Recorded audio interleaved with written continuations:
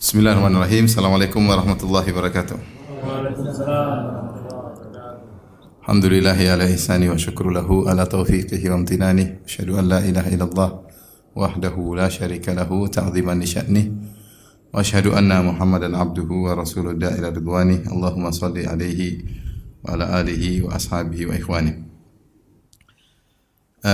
Hadirin dan hadirat yang dirahmati oleh Allah Subhanahu wa taala. Pada kesempatan bahagia ini kita akan menyampaikan tentang keutamaan berdakwah di jalan Allah Subhanahu wa taala. Yang dakwah adalah amal termulia yang Allah pilihkan bagi para anbiya, para nabi dan para rasul. Dan juga orang-orang yang mengikuti mereka. Oleh karena dalam surat Yusuf Allah Subhanahu wa taala berfirman, "Qul hadhihi sabili ad'u ila Allah." Katakanlah wahai Muhammad, ini adalah jalanku. Apa jalanku? Ad'u ila Allah. Aku menyeru kepada Allah. Sebagian ahli tafsir seperti At-Tabari mengatakan ai ila tauhid, yaitu aku menyeru kepada tauhid. Ad'u ila Allah. Ala basiratin, di atas ilmu. Aku menyeru berdakwah di jalan Allah di atas ilmu, di atas basirah. Ana wa man ittaba'ani, aku dan orang-orang mengikutiku. Fa subhanallah wa ma ana minal musyrikin. Maha suci Allah dan bukanlah aku termasuk dari orang-orang yang musyrik. Di sini ayat ini menjelaskan bahwasanya Rasulullah disuruh untuk memproklamirkan hal ini di hadapan orang-orang bahwasanya ini adalah jalanku, yaitu jalan Nabi sallallahu alaihi wasallam menyeru kepada tauhid di atas ilmu. Bukan cuma jalanku saja, bukan cuma jalan Nabi sallallahu alaihi wasallam. Ana wa man ittaba'ani, aku dan juga orang-orang yang mengikutiku. Mereka juga di atas jalan yang sama, sama-sama menyeru kepada tauhid. Oleh karenanya pengikut Nabi yang sesungguhnya adalah ikut berdakwah bersama Rasulullah sallallahu alaihi wasallam. Dan demikianlah ternyata menyeru kepada tauhid bukan saja dakwah Nabi Muhammad sallallahu alaihi wasallam, tetapi dakwah seluruh para nabi. Allah Subhanahu wa taala berfirman, wa laqad ba'atsna fi kulli ummatin rasulan an i'budullaha wajtanibut taghut. Sungguh kami telah mengutus pada setiap umat seorang rasul, yang rasul tersebut menyeru an i'budullah, sembahlah Allah semata, wajtanibut taghut, dan jauhilah taghut. Allah juga berfirman, wa ma arsalna min qablika min rasulin illa nuha ilaihi annahu la ilaha illa ana fa'budun. Dan tidaklah kami utus sebelum engkau seorang rasul, yaitu para rasul diutus sebelum engkau, kecuali setiap rasul tersebut kami wahyukan kepadanya annahu la ilaha illa ana, tidak ada yang berhak disembah kecuali Allah, kecuali aku, fa'budun, maka beribadalah kepadaku.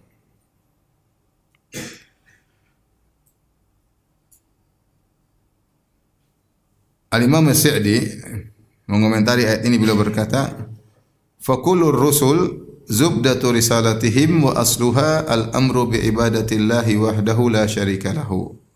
Seluruh rasul, maka intisari risalah mereka dan pokok dari risalah mereka, itu tugas mereka, apa yang mereka sampaikan, intisarinya adalah al-amru bi ibadatillahi wahdahu la syarikalah.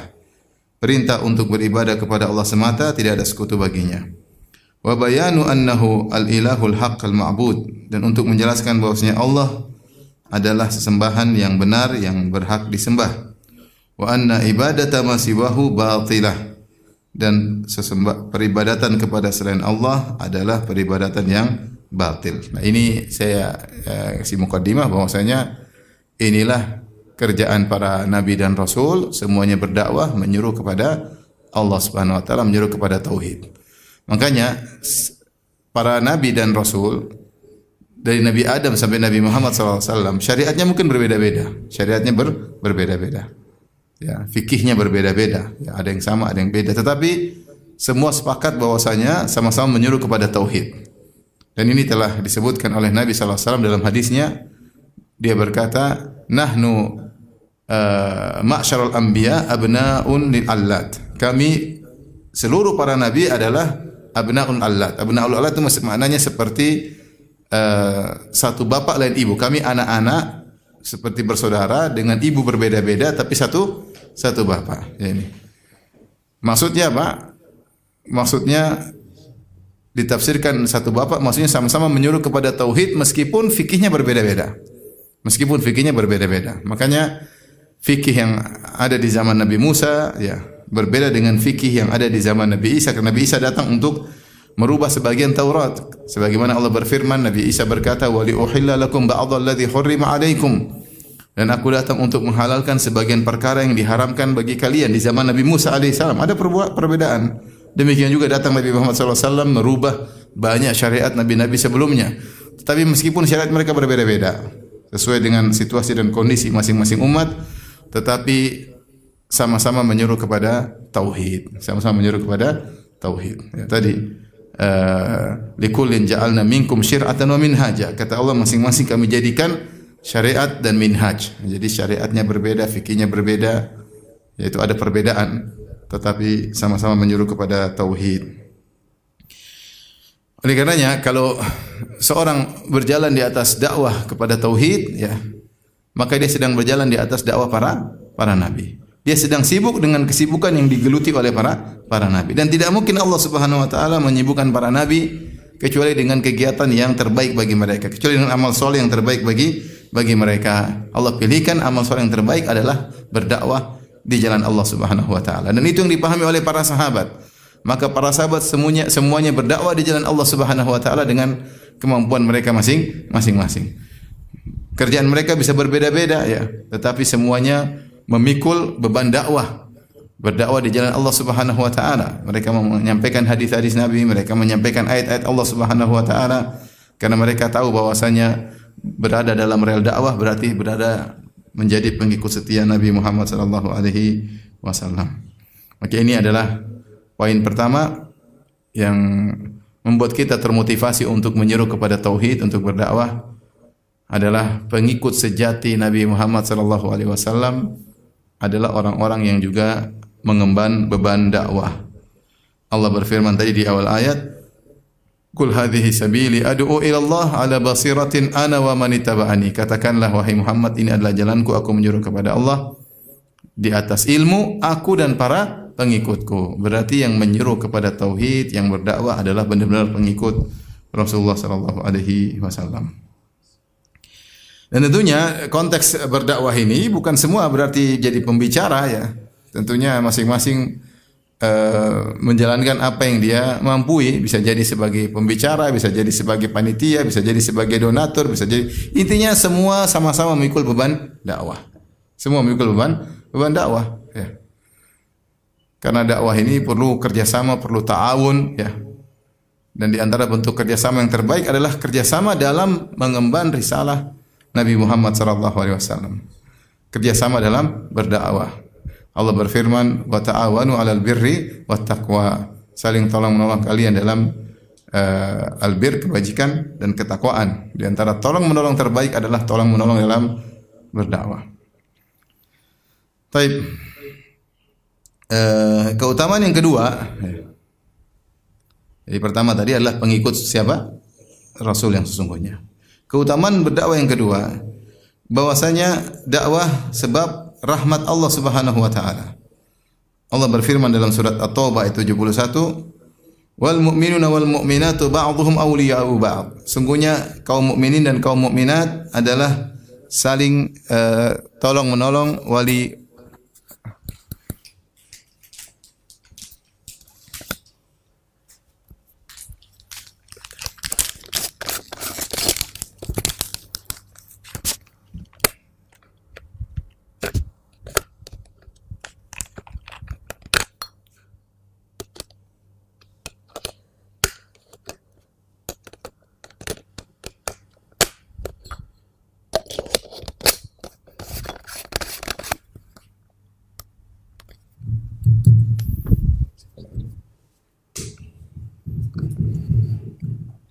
Saya bacakan dalam surat At-Taubah ayat 71, Allah berfirman, "Wal mu'minuna wal mu'minat." Para lelaki mukmin dan para wanita mukminah, ba'dhuhum awliya'u ba'd. Sebagian mereka adalah penolong sebagian yang lain. Apa sifat mereka mukminin dan mukminat? Ya'muruna bil ma'rufi wa yanhauna 'anil munkar. Mereka menyuruh kepada yang ma'ruf dan mencegah kemungkaran. Wa yuqimuna as-salata, dan mereka menegakkan salat, wa yu'tuna az-zakata, dan mereka membayar zakat, wa yuti'una Allah wa rasulahu, dan mereka taat kepada Allah dan Rasulnya. Ulaika sayarhamuhumullah. Mereka itulah orang-orang yang akan dirahmati oleh Allah Subhanahu wa taala. Mereka adalah orang-orang yang akan dirahmati oleh Allah Subhanahu wa taala.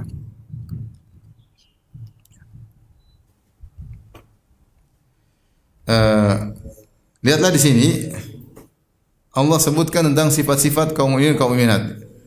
Dan sifat yang pertama Allah sebutkan adalah ya'muruna bil ma'ruf wa yanhauna 'anil munkar, yaitu mereka beramar ma'ruf. Dan amar ma'ruf itulah hakikat daripada dakwah. Apa isi dakwah? Dakwah beramar ma'ruf dan bernahi apa?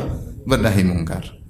Jika mereka menegakkan amar ma'ruf nahi munkar, maka Allah sayarhamuhumullah, Allah akan merahmati mereka. Jadi semakin kita sibuk memikirkan umat, memikirkan dakwah, ingin agar orang-orang mengenal hidayah, ingin agar orang terjauhkan dari kesesatan, terjauhkan dari kemungkaran, maka rahmat Allah terus turun mengenai kita ya. Maka sejauh mana kita bergelut dalam dakwah, maka sejauh itu pula kita akan dirahmati, itu disayangi oleh Allah Subhanahu wa taala. Maka apapun kegiatan kita, ikhwan dan akhwat yang dirahmati Allah Subhanahu wa taala, sisihkan waktu kita untuk ikut peduli dalam berdakwah ya. Ikut peduli dalam berdakwah. Terus berdakwah sampai selama kita masih bisa berdakwah. Ada saat-saat di mana kita enggak bisa berdakwah.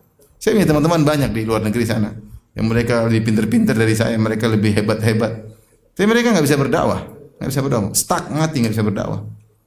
Ilmunya enggak bisa siapa yang mau dengar juga enggak ada, mau ceramah juga enggak bisa, dilarang oleh pemerintah di sana. Kita alhamdulillah masih bisa berdakwah. Selama masih diperbolehkan terus berdakwah. Nanti kalau sudah enggak boleh berdakwah, kita punya uzur di hadapan Allah. Ya Allah sudah enggak bisa lagi, mau diapain lagi. Sibuk kita sama-sama, tidak ada yang ragu, masing-masing kita punya kepentingan duniawi, yang punya keperluan duniawi. Kita butuh dunia. Tapi jangan sampai kita sibuk dunia kemudian kita terlalaikan dari memikirkan dakwah. Bagaimanapun kita berusaha berada dalam rel para nabi, yaitu rel dakwah. Ya. Pokoknya punya sumbangsi, bagaimana caranya punya kontribusi untuk berdakwah di jalan Allah Subhanahu wa taala. Baik, berikutnya yang ketiga, dakwah merupakan sebab untuk meraih keterbaikan. Keterbaikan di sisi Allah Subhanahu wa taala. Bukan hanya kebaikan tapi keterbaikan umat. Kata Allah dalam surat Al-Imran ayat 110, "Kuntum khaira ummatin ukhrijat linnas, ta'muruna bil ma'rufi wa tanhauna 'anil munkari wa tu'minuna billah." Kalian adalah umat terbaik, lihat, umat terbaik yang Allah keluarkan bagi manusia. Umat terbaik yang Allah keluarkan bagi manusia. Apa sifat kalian? Ta'muruna bil ma'ruf wa tanhauna 'anil munkar, kalian menyeru kepada yang ma'ruf dan kalian mencegah dari kemungkaran, wa tu'minuna billah, dan kalian beriman kepada Allah. Kalian beriman kepada Allah Subhanahu wa taala.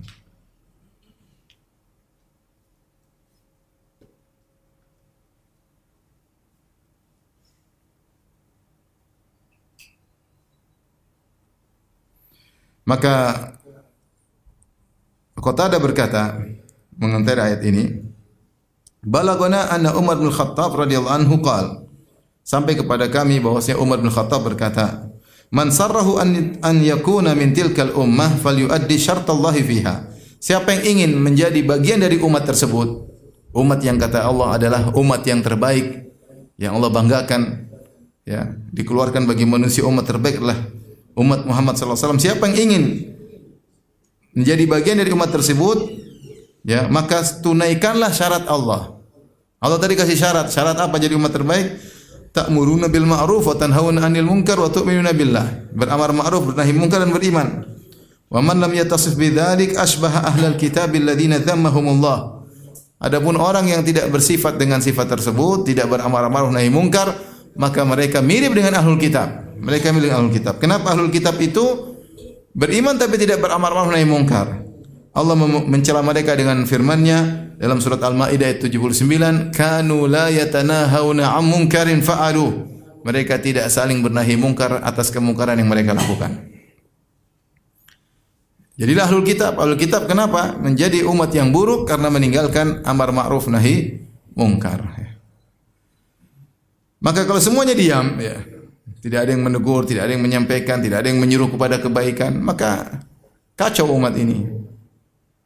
Kacau umat ini. Masing-masing memikirkan dirinya sendiri, ya. Maka itu seperti ahlul kitab, ya, tidak peduli dengan yang lainnya. Yang pikir yang penting saya beribadah, yang urusan orang lain tidak usah kita pedulikan. Tidak, dakwah ini harus tegak. Dakwah ini harus tegak. Harus ada yang menyampaikan, menyuarakan al-haq, ya. Makanya dikatakan idza sakatu ana wa sakata anta famata yu'raful haq minal batil. Kalau saya diam kau juga diam, kapan kebenaran bisa diketahui dari kebatilan? Harus ada yang ngomong, harus ada yang bicara. Harus ada yang bicara. Kalau semua diam, syirik tersebar, bid'ah tersebar, maksiat tersebar, kemungkaran tersebar. Kalau semua diam, tidak ada yang menyuruh kepada kebaikan, ya. Maka itulah sifat-sifat orang-orang Bani Israel. Sampai akhirnya syariat mereka terlupakan. Saya renungkan firman Allah ketika Allah memuji tentang para nabi, kemudian kata Allah, "Fa khalafa min ba'dihim khalfun adha'us salata wa taba'us syahawat. Fasawfa yalqawna ghayya." Maka muncullah generasi setelah mereka, generasi yang menyia-nyiakan salat, yang menghilangkan salat, melupakan salat. Wa taba'us syahwat, dan mengikuti syahwat. Sekarang coba lihat ahlul kitab, tidak ada yang salat. Padahal syariat Nabi Musa dan syariat Nabi Isa ada salat. Ada salat. Enggak tahu ya Yahudi masih ada salat ya. Tapi kalau Nasara enggak ada salat. Kenapa? Karena mungkin tidak ada yang beramar ma'ruf nahi mungkar, akhirnya hilang syariat tersebut apa? Hilang. Maka kita ini kalau diberi kesempatan ya bisa berdakwah. Kalau semuanya pekewo enggak enak, enggak ada amar ma'ruf nahi mungkar. Justru kita karena sayang kepada umat harus ada yang bicara, yang harus menyampaikan agar kita meraih al-khairiyah, keterbaikan di sisi Allah Subhanahu wa taala. Allah sebutkan dalam kisah surat Yasin, ya. Wa jaa min aqsal madinati rajulun yas'a. Qala ya qaumi ittabi'ul mursalin, ittabi'u man la yas'alukum ajran wa hum muhtadun. Ketika para nabi diancam untuk dibunuh oleh umatnya, datang orang dari jauh, dari ujung kota datang semangat mengingatkan umatnya. Dia mengatakan, "Ya qaumi ittabi'ul mursalin, wahai kaumku ikutilah para nabi. Ittabi'u ma la yas'alukum ajran." Itu ikutlah orang-orang para nabi yang tidak minta upah dari kalian. Wa hum muhtadun, dan mereka mendapat hidayah. Kemudian dia sampaikan dalil, kemudian dia dibunuh oleh umatnya. Dia dibunuh, namanya Habib. Dia dibunuh. Akhirnya Allah masukkan dalam surga. Kemudian dia berkata, "Ya qaumi, ya laita qaumi ya'lamun bima ghafara li rabbi." Ya. Seandainya kaumku tahu, ya, bagaimana Allah mengampuni apa? Dosa-dosaku. Jadi kita berusaha meniti jalan para nabi, ya, dengan berdakwah, tentunya dengan bijak, dengan lemah lembut, dengan berhujjah. Tapi kalau semuanya pekewu, tidak akan ada dakwah, tidak akan dakwah. Atau seorang berdakwah hanya mengikuti selera masyarakat. Nah, kalau bilangnya nanti masyarakat marah, nanti masyarakat tersinggung. Terus ya udah kita sampaikan yang mereka suka. Ini namanya bukan berdakwah, tapi memenuhi keinginan masyarakat. Baik.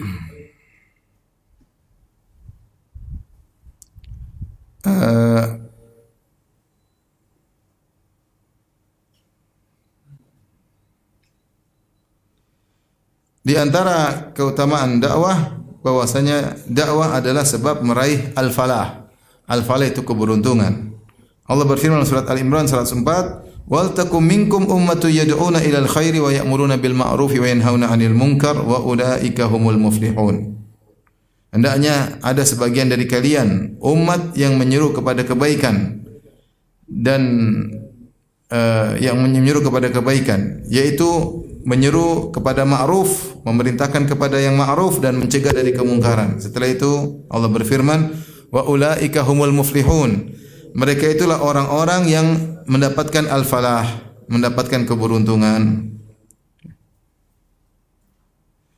Kata As-Sa'di rahimahullahu taala, wa hadhihi at-ta'ifatu al-musta'iddatu lid-da'wa ila al-khair wal amri bil ma'ruf wan nahyi 'anil munkar hum khawasul mu'minin. Dan sekelompok orang inilah yang telah menyiapkan diri mereka untuk berdakwah di jalan Allah, untuk beramar ma'ruf nahi munkar. Mereka adalah orang-orang mukmin yang spesial, khawasul mukminin, yaitu orang-orang khusus dari kaum mukminin. Menjadi orang-orang spesial di sisi Allah, ya. Maka jadilah kita berusaha termasuk dari orang-orang spesial tersebut. Maksud saya alhamdulillah ikhwan, kita ini apa ya, makan juga, minum juga, tidur juga tidur. Ya. Alhamdulillah, terus mau kegiatan apa lagi? Udah kegiatan dakwah. Kegiatan apa? Makan juga makan, tidur juga tidur ya. Kawin juga kawin, punya anak juga punya anak, terus mau apa lagi ya. Ya udah, sibuk aja dakwah biar ada bekal di akhirat kelak ya. Jangan pelongok-pelongok enggak ada kegiatan ya. Kegiatan dakwah, ramaikan pengajian, intinya berusaha untuk bertawun, tolong menolong dalam dakwah di jalan Allah Subhanahu wa taala.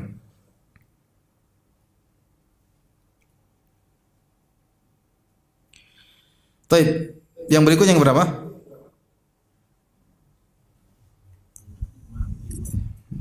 Catat nanti masuk ujian ya. Yang kelima, di antara keutamaan berdakwah adalah dakwah merupakan sebab seorang tegar di atas agama. Tegar di atas agama. Ini orang banyak bilang, Ustaz, bagaimana cara kita istiqomah? Caranya berdakwah di antaranya. Caranya berdakwah. Allah berfirman, "In tansurullaha yansurkum wa yutsabbit aqdamakum." Wahai orang beriman, jika kalian menolong agama Allah, Allah akan menolong kalian dan Allah akan mengkokohkan kaki-kaki kalian. Benar, orang yang sibuk dengan dakwah dengan tulus, tentunya tulus dan ikhlas, bukan mencari dunia di balik dakwah tersebut, maka seharusnya dia tegar di atas agama Allah. Karena ketika dia berdakwah, yang paling pertama dinasihati dirinya dulu. Dia nasihati dirinya. Ya. Maka saya sebagai dai, saya bilang, kenapa saya berdakwah? Di antaranya untuk saya nasihati diri saya, karena saya juga sering lupa, namanya manusia. Sering lupa, kadang emosi, terkadang lupa, terkadang mengikuti hawa nafsu, terkadang manusia, ya. Tapi ketika kita berdakwah, kita ingatkan diri kita. Sebelum kita ingatkan orang lain. Maka di antara sebab utama Allah membuat seorang tegar, istiqamah di atas agama adalah ketika dia ikut serta dalam apa? Dakwah, ikut serta dalam dakwah. Tetapi dia, yang penting dia tulus kepada Allah Subhanahu wa taala. Dan ini kita lihat kenyataan ya. Bagaimana para ulama mereka tegar ya, yang mereka telah ya, para ulama kibar yang mereka telah menghabiskan umur mereka untuk menyebarkan ilmu, mereka tegar, kokoh ya. Dengan berbagai macam badai fitnah ya. Mereka tegar di atas jalan Allah Subhanahu wa taala. Lihatlah Imam Ahmad bin Hanbal ya, yang dikatakan menghafal 1 juta hadis, yang waktunya dihabiskan untuk ilmu. Ketika terjadi fitnah khalqil Quran di zaman Khalifah Al-Ma'mun, yang setiap orang harus berkata Al-Quran itu makhluk. Jika tidak berkata Al-Quran itu makhluk, maka dibunuh. Banyak ya orang-orang yang mengambil keringanan, akhirnya mengucapkan rukhsah, menganggap terpaksa, sehingga ikut-ikutan mengatakan Al-Quran itu makhluk jika tidak dibunuh. Imam Ahmad tidak, dia tegar, tetap dia mengatakan Al-Quran ghairu makhluk. Al-Quran firman Allah dan bukan makhluk. Dia tidak mau ikuti keinginan penguasa ketika itu, yaitu yang dipengaruhi oleh orang-orang Mu'tazilah. Dan dia disiksa dengan siksaan yang hebat dan dahsyat, sampai 3 khalifah dia disiksa. Ya. Sampai disebutkan dia dicambuk sampai dagingnya lepas, saking kuatnya cambuk tersebut, dagingnya terbang dari badannya, lepas dagingnya. Ya, sampai dalam satu riwayat disebutkan beliau ketika disiksa, beliau mengadah wajahnya ke langit. Terus melihat ke langit, sampai orang yang menyiksa karena dia disiksa di hadapan banyak orang. Sampai ada yang bertanya, "Ya Imam, ketika kau disiksa, kenapa saya lihat engkau lihat ke langit?" Dia bilang, "Saya sedang berdoa kepada Allah agar auratku tidak kelihatan." Karena dia takut dihantam kemudian celananya terlepas, agar auratnya tidak terlihat. Ya, subhanallah. Dan akhirnya dia tegar dan akhirnya akidah tetap terjaga. Seandainya Imam Ahmad ikut-ikutan mengatakan Al-Quran itu makhluk, mungkin hilang akidah bahwasanya Al-Quran itu ghairu makhluk. Kalau Imam Ahmad mengambil rukhsah sama-sama, ya udah kita terpaksa. Sehingga tidak ada seorang ulama pun yang tegar mengatakan Al-Quran adalah firman Allah, maka mungkin hilang akidah Ahlus Sunnah. Ketika itu Imam Ahmad tegar. Lihatlah Syekhul Islam Ibnu Taimiyah yang umurnya habis untuk dakwah. Sampai beliau di penjara, beliau tetap berdakwah. Sampai beliau tetap menulis. Sampai beliau dilarang untuk menulis. Tegar sampai meninggal dunia. Sampai ketika beliau sudah dilarang untuk menulis. Dan di antara yang menemani beliau sampai meninggal dunia, Ibnul Qayyim dalam penjara. Karena dalam penjara pun beliau tetap menyampaikan apa? Ilmu. Siapa yang tegar ketika datang pasukan Tatar ingin menyerang kaum muslimin? Siapa yang datang kepada para penguasa untuk menegarkan mereka bahwasanya kita bakalan menang? Ibnu Taimiyah. Dia bilang kita akan menang. InsyaAllah. Tahqiqan la ta'liqan. Kita akan menang pasti, bukan ragu, tapi pasti akan Allah berikan kemenangan. Dan akhirnya mereka berhasil mengusir apa? Tatar. Ibnu Taimiyah rahimahullahu taala. Dan beliau tidak peduli dengan perkataan manusia. Beliau tetap menulis, membantah. Kalau kita baca tulisan Ibnu Taimiyah, hampir semua isinya apa? Bantahan. Falasifah Yunani dia bantah, Yahudi dia bantah, Nasara dia bantah dalam kitabnya Al-Jawabus Sahih 6 jilid dia bantah Nasara. Syiah dia bantah dalam kitab Minhajus Sunnah Nabawiyah 9 jilid dia bantah. Mutakallimin dia bantah dalam berbagai macam buku. Banyak dia bantah. Ta'arudul aql wan naql kalau enggak salah 11 jilid dia bantah. Bantah. Sufiyah dia bantah. Dia bantah semua. Selain fatwa-fatwa tentang fikih, tentang tafsir, luar biasa. Beliau meninggal bagaimana? Beliau meninggal di akhir hayat baca Al-Quran. Hatamkan Al-Quran entah sekian puluh kali. Sampai terakhir pada ayat Innal muttaqina fi jannati wa nahar fi maq'adi sidqin inda malikin muqtadir. Kemudian beliau meninggal. Akhir dari surat Al-Qamar. Beliau itu ayat terakhir beliau baca kemudian beliau meninggal dunia. Ketika dikebumikan jenazah terbanyak seorang alim, jenazah terbanyak yang menghadiri jenazah adalah jenazahnya siapa? Ibnu Taimiyah. Padahal ketika itu banyak fuqaha yang tidak suka dengan dia. Tapi yang paling banyak menghadiri jenazah, jadi hadir di jenazah Ibnu Taimiyah ya. Sampai para ulama mengatakan Imam Ahmad ketika itu dimuliakan oleh penguasa. Ibnu Taimiyah tidak. Meskipun tidak dimuliakan oleh penguasa, meskipun penasihat-penasihat raja membenci Ibnu Taimiyah, tetap yang menghadiri jenazah dia yang terbanyak. Allah muliakan beliau rahimahullahu taala. Tentunya beliau tidak langsung punya kekurangan-kekurangan, tapi secara global beliau orang yang tegar sampai di akhir apa? Akhir hayat. Di antaranya apa? Berdakwah karena Allah Subhanahu wa taala. Meskipun orang-orang marah, bukankah di antara kemuliaan dalam hadis kata Rasulullah sallallahu man iltamasa ridallah bi sakhatin nas radhiyallahu anhu ardan nas anhu. Siapa yang mencari keridhaan Allah dengan kemarahan manusia, Allah akan ridha kepadanya. Dan Allah akan buat manusia ridha kepadanya. Bukan sebaliknya, mencari keridhaan manusia dengan kemurkaan apa? Allah. Gara-gara mempertahankan followers, gara-gara mempertahankan viewers, akhirnya main-main dengan syariat Allah.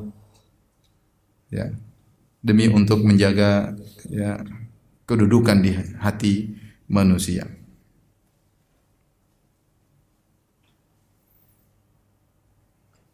Maka benarlah firman Allah, ya ayyuhalladzina amanu in tansurullaha yansurkum wa yutsabbit aqdamakum. Wahai orang beriman, jika kalian menolong agama Allah, maka Allah akan menolong kalian dan Allah akan tegarkan kalian di atas kaki-kaki kalian.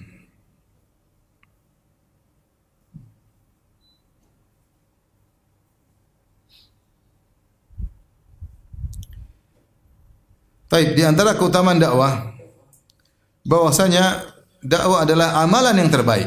Amalan yang terbaik. Allah berfirman dalam surat Fussilat ayat 33, "Wa man ahsanu qawlan mimman da'a ila Allah wa 'amila salihan wa qala innani minal muslimin." Dan siapakah perkataan yang terindah daripada orang yang menyeru di jalan Allah dan beramal saleh? Tapi perkataan siapa yang terindah? Perkataan orang yang sedang berdakwah. Kenapa terindah? Karena dia mengingatkan manusia kepada Allah Subhanahu wa taala. Dia mengingatkan manusia kepada hari akhirat. Dia menghalangi manusia dari mengikuti hawa nafsu mereka. Mungkin dia orang paling dibenci. Kenapa orang paling dibenci? Karena dia menghalangi manusia dari syahwat mereka. Ini enggak boleh, ini enggak boleh, ini enggak boleh, ini enggak boleh. Ini yang benar, ini sebab kebahagiaan, inilah menuju surga. Sementara manusia pembicaraan mereka kebanyakannya adalah mengingatkan manusia kepada dunia, menghiasi keindahan dunia, membuat orang lupa dari akhirat, membuat orang tidak suka dengan syariat. Datang orang ini menyuruh kepada jalan Allah Subhanahu wa taala. Maka jadilah perkataan dia perkataan yang terbaik. Kenapa? Seluruh perkataan dia untuk menggantungkan Allah. Seluruh perkataan dia untuk mengingat manusia kepada hari akhirat. Kepada hari akhirat. Tentu semampunya ikhwan, semampunya. Ya, yang mendengar banyak alhamdulillah, yang mendengar sedikit semampunya. Kita kalau baca sirah, saya sering sampaikan ya. Nabi Isa alaihissalam dulu muridnya berapa? Dia hidup di zaman kekuasaan Romawi. Dia tidak ngotak-ngatik penguasa ketika itu. Dia nyampaikan aja tauhid, akhlak, tauhid, akhlak. Sampai akhirnya orang Yahudi jengkel, akhirnya lapor kepada Romawi untuk menangkap siapa? Nabi Isa. Tapi lihat apa isi dakwanya, tauhid, akhlak, tauhid, akhlak. Dia tidak sedang motivasi masyarakat untuk menggulingkan penguasa ketika itu, tidak sama sekali. Apa yang disampaikan? Tauhid dan akhlak. Nabi Isa alaihissalam. Bahkan tidak saja Nabi Musa alaihissalam. Nabi Musa dia datang ke Firaun ngapain? Dia bilang Firaun gantian. Kau jadi rakyat, saya jadi penguasa, enggak kan? Apa yang dia sampaikan kepada Firaun agar bertakwa kepada Allah. Bahwasanya di sana ada Tuhan yang berhak disembah, itu Allah Subhanahu wa taala. Dan itu kesibukan dakwah Nabi Musa alaihissalam. Maka mau saya kita berdakwah semampu kita ya. Semampu kita. Kalau tidak bisa mampu dakwah sampai kepada penguasa yang semampu kita, kepada tetangga, tidak mampu kepada anak-anak, semampu kita. Ya. Dakwah semampu kita. Dan itulah perkataan yang terbaik. Makanya Allah berfirman, "Ma ahsanu qaulan mimman da'a ila Allah." Dan perkataan siapa yang lebih baik daripada orang yang menyeru kepada jalan Allah Subhanahu wa taala. Sibuk dalam dakwah.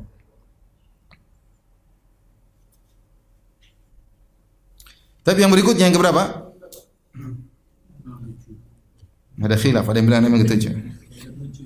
Hah? Yang ketujuh. Benar ya? Yang ketujuh. Dakwah adalah sebab keselamatan dari kerugian. Manusia ini diliputi oleh kerugian. Allah sebut dalam surat Al-Asr, "Wal asri innal insana lafi khusrin."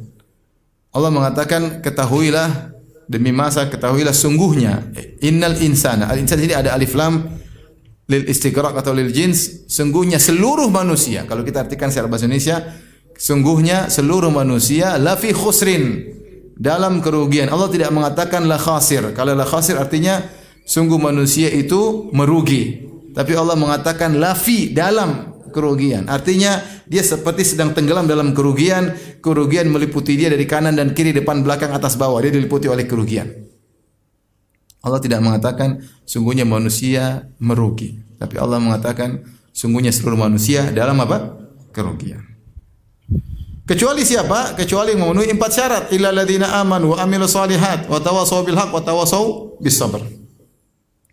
Baru dia keluar dari kerugian, kecuali orang beriman. Beriman saja sudah cukup, belum cukup. Ladzina amanu wa amilus solihat, harus dengan beramal saleh. Apakah sudah cukup beriman beramal saleh? Belum cukup. Harus lagi wa tawassaw bil haqq, harus saling berwasiat dalam kebenaran, belum cukup. Wa tawassaw bis sabr, harus saling berwasiat, saling mengingatkan dalam kesabaran. Maka siapa yang berdakwah berarti dia sudah tawasi bil haq wa tawasi bis sabar. Maka dia telah keluar dari kerugian. Maka salah satu cara agar seorang keluar dari kerugian adalah dengan masuk dalam rel dakwah.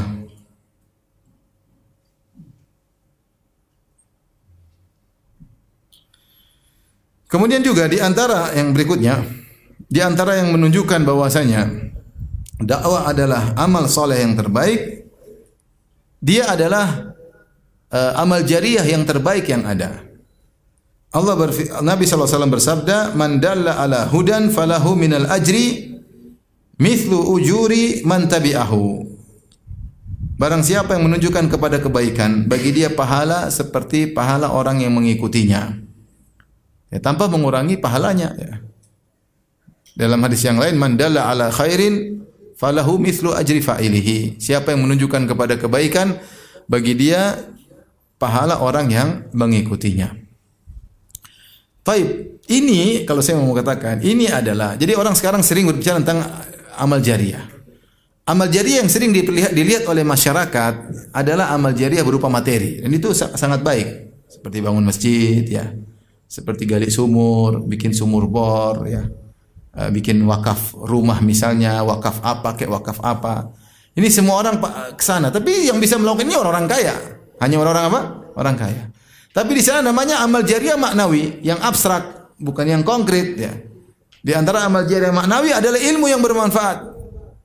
Di antara ilmu bermanfaatlah dakwah. Bukankah Nabi SAW mengatakan, "Idza matal insan, in qata anhu amaluhu illa min thalath." Jika seorang meninggal dunia, terputus bagi dia seluruh amal dia kecuali 3 perkara. Apa? Shadaqatun jariyah, ilmun yuntafa'u bihi, waladun shalihun yad'u lahu. Sedekah jariah misalnya tadi bikin masjid, bikin sumur bor ya, bikin rumah, mungkin rumah anak yatim. Ini sedekah jariah berupa materi. Namun banyak di antara kita yang tidak bisa melakukannya karena keterbatasan ekonomi. Tetapi yang kedua, ilmun yuntafa'u bihi, ini adalah daurnya atau perannya para ulama, perannya para ulama. Demikian juga orang-orang yang membantu mereka untuk menyebarkan ilmu. Orang-orang yang membantu mereka dalam menyebarkan ilmu. Saya boleh katakan yaitu para donatur, para panitia ya, yang berusaha juga menyebarkan ilmu dengan ikhlas, maka mereka juga akan kecipratan ya, ilmu yang bermanfaat. Coba lihat betapa banyak orang mengenal sunnah dengan apa? Dengan dakwah. Ustaz kita dahulu tegar dalam berdakwah dengan keterbatasan yang ada, dengan keterbatasan kemampuan, dengan keterbatasan teknologi, tapi mereka tegar dalam berdakwah, ilmu tersebar akhirnya. Akhirnya banyak pondok-pondok sunnah, banyak sekali. Seandainya mereka dulu tidak bersabar, maka tidak akan tersebar sunnah. Namun mereka tegar, mereka bersabar dengan tulus. Akhirnya dakwah tersebar. Nah, kalau sudah dakwah tersebar, ilmu tersebar, yang dapat pahala bukan cuma ustadznya, bukan cuma apa? Ustadznya, tapi semua yang ikut berperan dalam hal tersebut.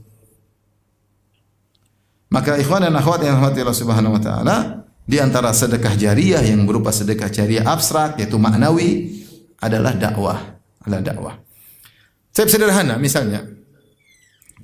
Saya sering sampaikan, ada orang misalnya tidak, kita dakwakan enggak mesti dakwah yang ilmu tinggi, terkadang dakwah sederhana. Ada orang tidak sholat, teman kita lah enggak sholat. Kemudian kita ajak dia, ya, ajak makan bakso, kita traktir bakso, modal 20.000, ajak dia makan bakso. Sebulan aja ajak dia makan bakso terus, kalau dia enggak bosan. Sekali-kali bakso, sekali-sekali naik steak, enggak apa-apa ya. Terus setelah sebulan kita dekati, akhirnya dia sholat. Kemudian dia sholat, setelah itu sampai dia meninggal, dia sholat 40 tahun. Semua sholat dia 40 tahun, pahalanya juga buat kita. Ya tidak? Iya. Kita cuma modal naktir bakso sebulan. Setelah itu dia sholat 40 tahun, pahalanya juga buat apa? Buat kita. Ini maksud saya dakwah. Lihat betapa banyak orang tadinya terjerumus dalam bid'ah, kemudian dia mengenal sunnah, betapa banyak. Karena banyak pengajian. Betapa banyak orang tadinya penyembah kubur, minta-minta ke kuburan. Betapa banyak orang tadinya pakai jimat. Betapa banyak orang tadinya ya percaya sama dukun. Betapa banyak orang yang tadinya jadi penyihir, kemudian taubat, mengenal tauhid. Betapa banyak orang tadinya hatinya gelisah, akhirnya mengenal tauhid, dia bersandar kepada Allah. Bukankah itu pahala? Kemudian dia mengenal sunnah, akhirnya seluruh amal kegiatan dia, kalau dia beribadah, berakidah yang benar, pahala juga ngalir kepada ustaz tersebut dan orang-orang yang membantu ustaz tersebut. Dan ini bukan terbatas sampai itu saja. Kalau ternyata orang ini juga kenal sunnah, kemudian dia ajarin anaknya, dia ajarin istrinya, ikut juga. Makanya pahala dakwah ini multi level marketing, MLM, sistemnya MLM. Kalau kita kasih makan enggak makan selesai, dia aja yang kenyang. Enggak mungkin dia tularkan kekenyangannya ke tetangganya, kepada anaknya. Tapi kalau dakwah dia bisa tularkan.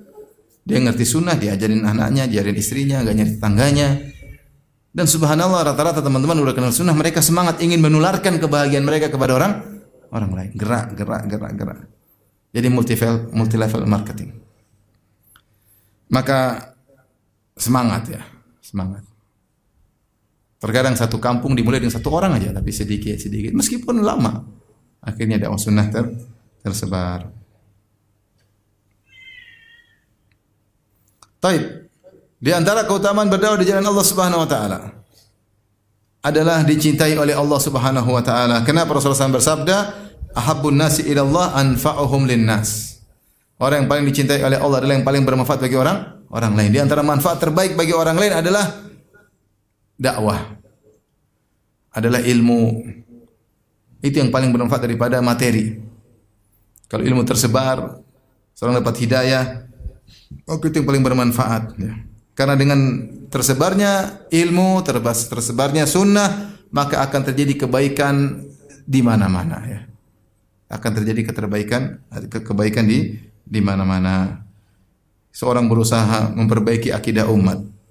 Ya, seorang berusaha meningkatkan derajat iman umat kepada derajat yang lebih tinggi. Seorang berusaha mendidik akhlak umat. Ya, seorang berusaha untuk memerangi kebatilan, kesyirikan, khurafat. Ya, ini paling bermanfaat bagi masyarakat. Paling bermanfaat bagi masyarakat. Kasihan dia orang-orang yang khurafat, punya keyakinan aneh-aneh. Ya. Lihat waktu musim corona, tahu-tahu ada yang bilang, tahu obat corona? Ini foto kiai. Pokoknya pasang di rumah, corona nggak masuk. Wah, kiai itu aja waktu sakit mati kok. Dia saja pergi ke rumah sakit, tapi nggak bisa, tetap mati. Gimana suruh jaga corona, udah mati. Dia waktu masih hidup aja tidak bisa menolak kematian. Waktu sakit dia berusaha ke dokter, ternyata dia mati juga. Terus ada orang bahlul sekarang mengatakan inilah anti corona. Subhanallah. Khurafat, kasihan. Menjadikan foto kiai tersebut sebagai jimat. Itu maknanya jimat. Jimat itu apa? Sesuatu yang digantungkan untuk menolak bala, itu namanya jimat. Atau untuk mengangkat bala, itu namanya jimat. Definisi jimat itu apa? Sesuatu yang digantungkan untuk menolak bala atau untuk mengangkat bala yang sudah datang. Itu namanya jimat. Di antaranya foto kiai yang ditempel untuk menolak apa? Bala. Itu jimat. Dan jimat syirik. Kata Nabi SAW, man ta'allaqa syai'an faqad asyrak. Man ta'allaqa tamimatan faqad asyrak. Siapa yang pakai menggantungkan jimat, dia telah berbuat apa? Syirik. Dan kita kira syirik itu dosa main-main, dosa besar. Sampai ketika Rasulullah SAW melihat ada seorang memakai tali di tangannya, Rasulullah SAW mengatakan, ma hadhihi, apa ini? Kenapa kau pakai tali di tangan? Kata dia, minal wahinah, karena saya sedang sakit atau untuk menolak penyakit lemah tubuh. Kata Rasulullah SAW, inzi'ha, cabut itu tali. Fa innaka law mitta wa hiya 'alaik ma aflahta abadan. Kalau kau meninggal sementara jimat tersebut masih ada di tanganmu, kau tidak akan beruntung selama-lamanya. Kata orang, apa urusan mau jimat mau apa? Enggak, kalau Islam serius tentang masalah akidah. Sampai Rasulullah SAW di zaman Nabi, Rasulullah SAW mengutus seorang untuk memutuskan seluruh senar-senar atau tali-tali yang dipasang di onta-onta sebagai jimat. Karena jimat dipasang di manusia, jimat dipasang di hewan, jimat dipasang di mobil. Ya. Khurafat banyak ya. Ada mobil aja kalau mau dilepaskan harus injak telur. Ada mobil begitu. Taruh telur 4. Kalau telurnya nggak pecah 4 sekalian, wah ini kayaknya musibah. Macam-macam khurafat. Dan masih banyak khurafat tersebut. Masih banyak atau sudah tidak ada? Masih banyak kan? Masih banyak. Maka di antara hal yang paling bermanfaat adalah mengembalikan umat Islam kepada akidah yang benar, memurnikan akidah mereka, menghilangkan mereka dari khurafat, dari syirik. Ini yang paling bermanfaat bagi mereka. Orang yang menyibukkan diri untuk membersihkan umat dari akidah-akidah yang batil, dia telah memberikan manfaat yang terbaik bagi umat dan dia dicintai oleh Allah Subhanahu wa taala. Dan dia telah berbuat ihsan kepada masyarakat, dan Allah telah berfirman, wa ahsinu innallaha yuhibbul muhsinin. Berbuat baiklah, niscaya Allah akan mencintai orang-orang yang ihsan.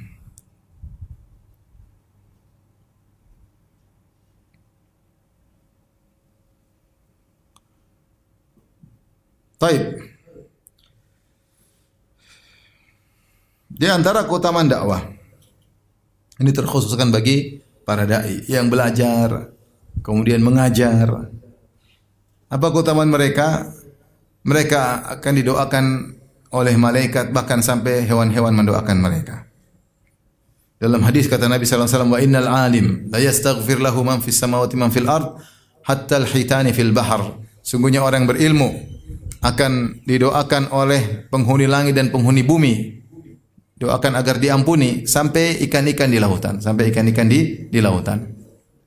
Tapi kenapa sampai ikan-ikan di lautan pun ikut mendoakan orang yang berilmu, Ya. Karena orang yang berilmu mencegah terjadinya kemaksiatan di atas muka bumi. Dan maksiat adalah sebab terjadinya kerusakan. Makanya Allah berfirman, "La tufsidu fil ardi ba'da islahiha." Janganlah kalian melakukan kerusakan setelah perbaikannya. Itu setelah para rasul datang mendakwahi, mengadakan perbaikan, menghilangkan kemaksiatan dari manusia, kau melakukan kerusakan dengan menumbuhkan lagi kemaksiatan. Orang-orang munafik yang Allah sebut dalam Al-Qur'an, "Wa idza qila lahum la tufsidu fil ardi." Ketika dikatakan kepada mereka, jangan kalian melakukan kerusakan di atas muka bumi. Maksudnya apa? Jangan bikin maksiat. Jangan bikin apa? Maksiat. Bukan kerusakan secara fisik. Bukan kerusakan secara fisik.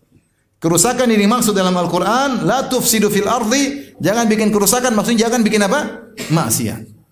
Namun dikatakan kerusakan karena maksiat ini adalah sebab datangnya kerusakan fisik. Datangnya kerusakan apa? Fisik. Allah berfirman, "Dhaharal fasadu fil barri wal bahri bima kasabat aydin nas liyudhiqahum ba'dhal ladzi amilu." Telah nampak kerusakan di daratan, di lautan, kerusakan fisik. Akibat ulah perbuatan manusia, maksudnya akibat maksiat yang mereka lakukan. Jadi maksiat adalah kerusakan. Maksiat adalah kerusakan. Yang kerusakan abstrak tersebut menyebabkan terjadinya kerusakan fisik. Nah, para ulama yang mereka berdakwah, mereka menghalangi masyarakat dari berbuat maksiat. Sehingga dengan dakwah mereka mencegah terjadinya kerusakan fisik, dan itu diketahui oleh ikan-ikan di lautan. Makanya kenapa ikan-ikan mendoakan ampunan bagi orang-orang yang berilmu, para ulama, karena mereka tahu ilmu yang disebarkan oleh para ulama, mereka juga merasakan dampaknya. Karena kalau sudah terjadi kerusakan, ikan-ikan juga kena rusak. Orang melakukan kerusakan, terkadang tidak memperhatikan kelestarian alam. Yang penting dapat duit, yang penting ya. Dampaknya hewan-hewan juga mendapatkan apa? Dampak. Maka orang yang berilmu bukan cuma didoakan oleh para malaikat, bahkan ikan-ikan di lautan juga mendoakan ampunan baginya. Karena ilmu mencegah terjadinya kerusakan maksiat yang juga berdampak menghilangkan kerusakan secara fisik.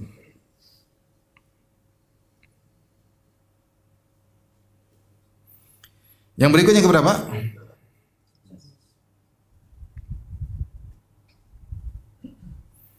Siapa yang berdakwah atau ikut serta dalam dakwah, maka dia akan mendapatkan bagian dari doa Nabi sallallahu alaihi wasallam. Apa doa Nabi sallallahu alaihi wasallam? Naddarallahu ra'an sami'a minna haditsan fahafidhahu hatta yuballighahu ghairahu. Semoga Allah memberi cahaya bagi atau memberi kebahagiaan bagi seorang yang mendengar dari kami satu hadis, kemudian dia hafalkan, kemudian dia sampaikan kepada orang lain. Ya. Maka orang yang menyampaikan hadis Nabi sallallahu alaihi wasallam, Allah akan berikan apa? Kebahagiaan di dunia maupun di akhirat. Dan di antaranya adalah para pendakwah yang menghafalkan hadis Nabi sallallahu alaihi wasallam.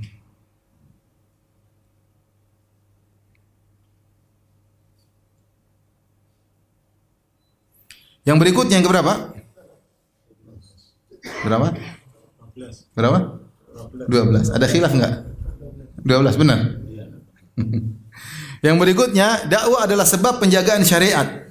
Syariat ini bagaimana cara menjaganya? Dengan berdakwah. Kalau tidak didakwakan, syariat akan hilang. Syariat akan hilang. Sekarang orang banyak anti syariat. KTP-nya Islam tapi tidak suka dengan apa? Syariat. Tidak suka orang pakai jilbab, tidak suka hukum waris, tidak suka. Banyak hukum-hukum mereka tidak suka. Mereka tidak suka. Apalagi muncul orang-orang liberal yang mereka mengatakan syariat yang dibawa oleh Nabi Muhammad SAW hanya cocok untuk 1400 tahun yang lalu, sekarang sudah expire, tidak relevan lagi. Maka kita harus berijtihad membuat hukum-hukum baru yang cocok dengan zaman kita. Itu perkataan orang liberal, ya. Sebagaimana yang saya bantah dalam disertasi saya. Mereka semua ngomong seperti itu. Sehingga kalau kita bilang ini hadisnya gini-gini, bahwasanya wanita harus begini-begini, itu zaman dulu, sekarang enggak perlu. Dulu Rasulullah bilang jilbab harus gini-gini, itu zaman dulu. Sekarang nama jilbab itu pakaian kesopanan. Pakaian kesopanan tergantung situasi dan kondisi. Kalau di kantor namanya pakaian kesopanan itu rambut terbuka, betis kelihatan. Itu namanya pakaian apa? Itulah jilbab modern di kantor. Terus kalau olahraga, ya kesopanannya beda lagi. Baju seksi ketat-ketat, lari pagi, itu namanya pakaian kesopanan untuk orang yang sedang olahraga. Terus pakaian kesopanan kalau di pantai, ya pakai bikini, itu namanya jilbab modern. Mereka ngaco. Sehingga mereka rubah-rubah syariat dan mereka terang-terangan mengatakan demikian. Dan mereka punya syubhat yang banyak ya. Nah, bagaimana kita menjaga syariat agar orang tahu tentang hukum ini, hukum anu, hukum ini? Ya dengan dakwah. Tentang tauhid, tentang bahaya syirik, tentang sunnah agar bid'ah tidak berkembang. Kalau tidak ada yang menyebarkan sunnah, bid'ah di mana-mana. Coba sekarang saya bicara tentang masalah kuburan. Apa sunnahnya? Sunnahnya kuburan tidak boleh ditinggikan. Paling tinggi paling tidak cuma satu jengkal. Tidak boleh di semen misalnya. Tidak boleh dikasih lampu. Tidak boleh sholat ke arah kuburan. Tidak boleh sholat di kuburan. Tidak boleh bangun masjid di atas kuburan. Sekarang ketika orang tidak menyebarkan hal ini kebalik. Kuburan ditinggikan. Dikasih semen. Dikasih tinggi. Dikasih lampu. Dipajang foto walinya. Ya. Kasih dupa-dupa. Dibikin bangunan seperti masjid. Dibikin kubah. Orang yang datang harus sholat tahiyatul kuburan.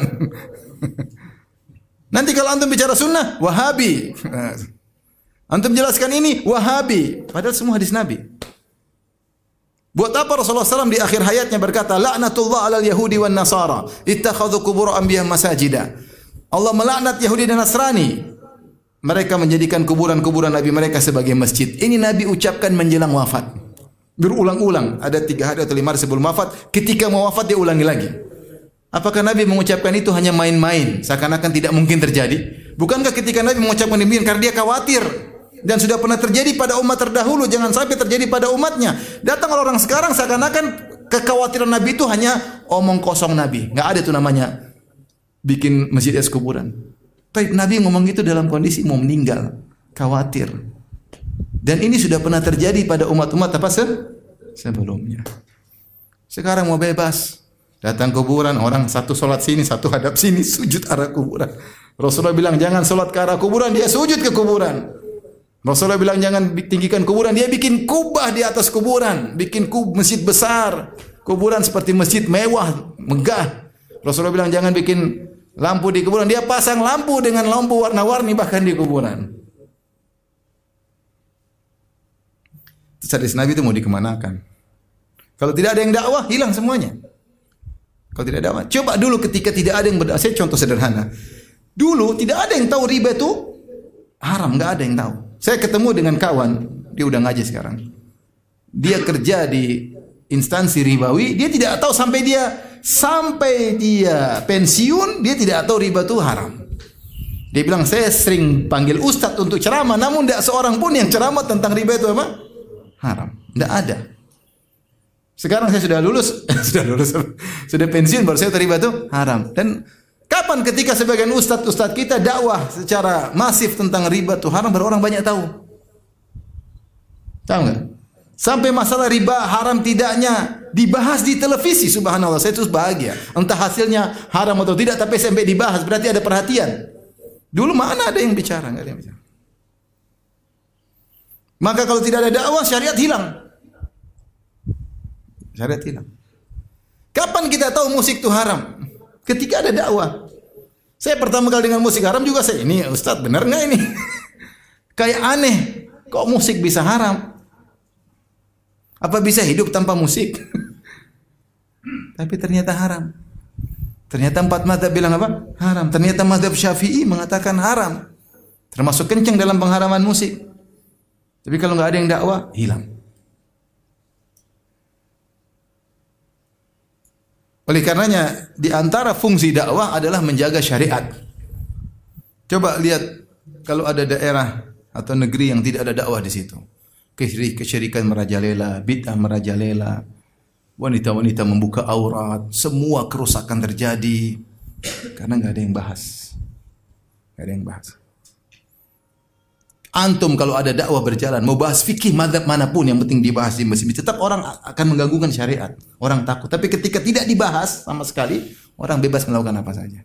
Mereka nggak ngerti. Maka dengan adanya dakwah, syariat terjaga.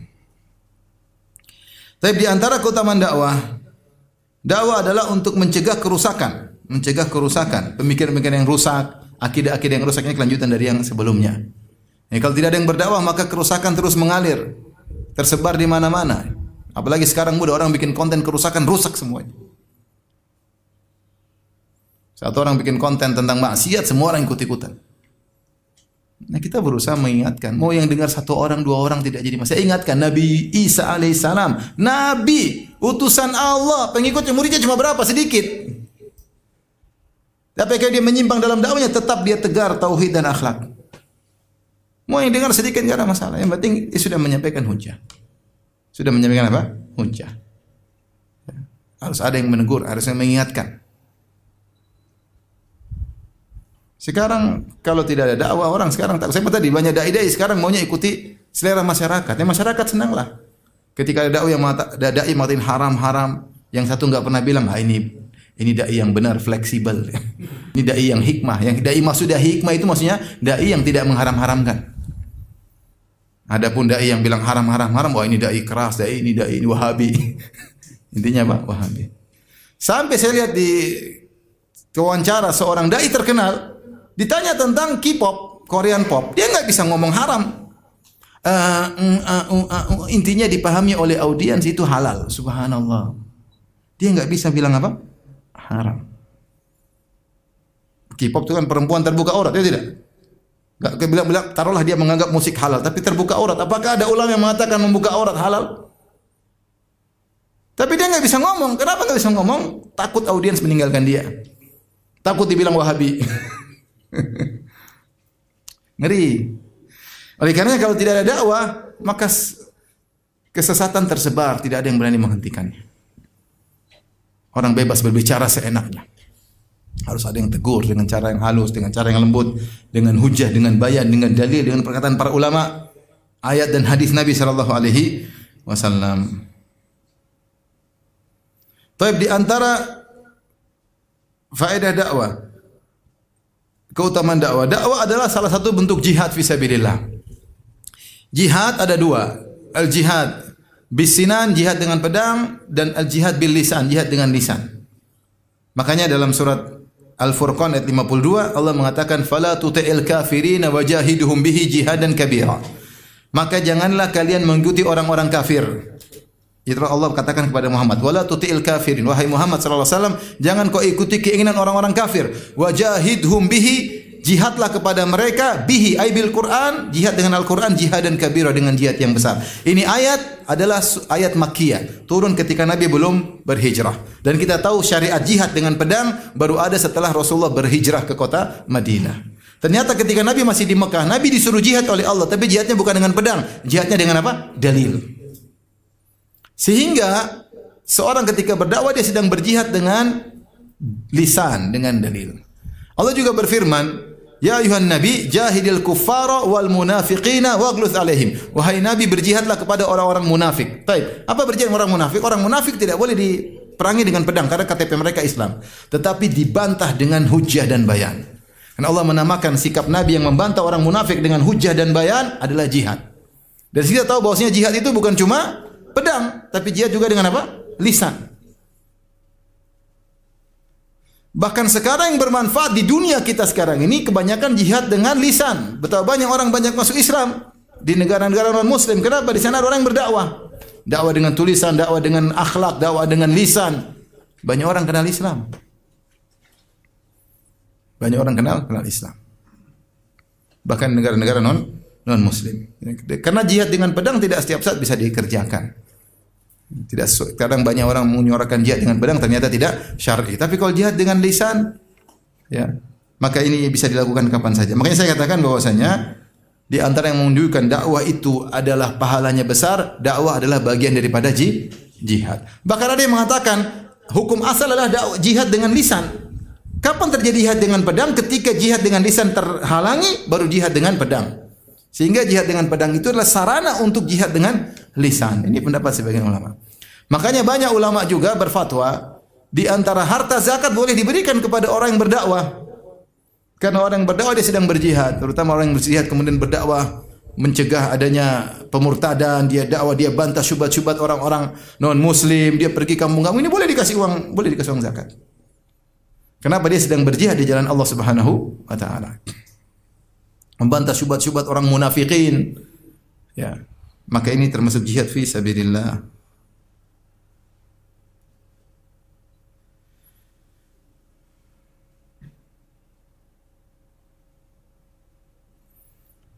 Tapi di antara keutamaan dakwah adalah sebab untuk lapangnya dada. Orang kalau berdakwah insya Allah dadanya lapang. Kalau dia ikhlas kepada Allah. Kenapa? Karena dia mau menebarkan kebahagiaan kepada masyarakat. Orang yang mengenal sunnah itu tenang, hidup tentram. Orang yang menjalankan syariat itu orang tentram dan tenang.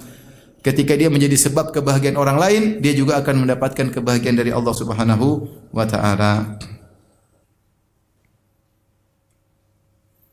Kemudian yang terakhir ingin sampaikan bahwasanya dakwah adalah sebab tersebarnya keamanan. Karena dengan adanya dakwah maka mencegah adanya misalnya mabuk-mabukan, misalnya narkoba, mencegah adanya korupsi. Karena itu semua dakwah dengan iman. Kalau tidak ada iman dipaksa saja tetap aja orang kecolongan. Tapi kalau dengan iman tersebar sih itu akan berhenti. Ya. Mencegah adanya pemikiran takfiri, dakwah yang benar. Timbul orang sudah suka takfiri kemudian membunuh sesama kaum muslimin ya. Dengan dakwah yang benar itu semua terhalangi. Makanya dakwah yang benar adalah sebab terciptanya keamanan. Sebab terciptanya keamanan. Mengakui bagaimana darah seorang mukmin itu sangat bernilai di sisi Allah Subhanahu wa taala. Tidak mudah-mudah terprovokasi bunuh tuh. Sekarang darah seakan-akan rasanya murah. Terutama kalau ada fitnah, darah seorang mukmin sangat murah, mudah ditumpahkan tanpa pertanggungjawaban. Tapi kalau dengan dakwah yang benar maka itu semua akan terjaga dengan izin Allah Subhanahu wa taala. Ini semua ikhwan dan akhwat yang dirahmati Allah Subhanahu wa taala. Sebagian kecil daripada keutamaan berdakwah. Tapi ini semua tidak diraih kecuali kalau seorang berdakwah karena Allah Subhanahu wa taala. Kita tahu sama-sama belajar bahwasanya amal soleh sebesar apapun kalau tidak ikhlas tidak ada faedahnya. Kalau tidak ikhlas tidak ada faedahnya. Bahkan terkadang amal yang riya bukan cuma nol bahkan menyebabkan minus. Itu menyebabkan dia berdosa, Maka di antara amal soleh yang juga rentan untuk riya dan untuk duniawi adalah dakwah. Seorang ingin terkenal dengan dakwah, seorang ingin menjadi pusat perhatian dengan dakwah, seorang mencari dunia dengan dakwah, ini mungkin terjadi, sangat mungkin terjadi. Maka saya ingatkan kepada ikhwan dan akhwat, para panitia, bersihkan hati kita dari hal itu semua ya. Jangan kita menjadikan dakwah sarana untuk duniawi, untuk kita ngetop, untuk kita terkenal, untuk numpang tenar. Percuma itu niat-niat percuma, menjadikan amal soleh kita nol, tidak ada nilainya. Tidak ada nilainya.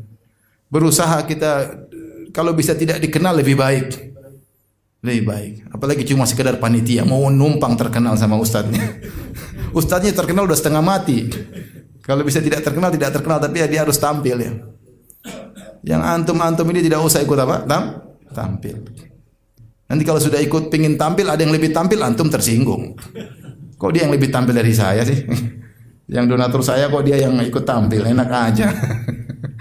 Oleh karenanya ikhlaskan niat. Kalau bisa tidak ada yang tahu lebih baik. Saya punya kawan-kawan subhanallah yang mereka miliarder, orang kaya-kaya, mereka kalau ketahuan malah marah, enggak suka. Tidak ingin tampil. Kita kalau tampil ada perlunya mendesak baru kita tampil. Tapi kalau enggak perlulah. Karena hati ini mudah. Kita para ulama dulu bahas tentang bahaya riya.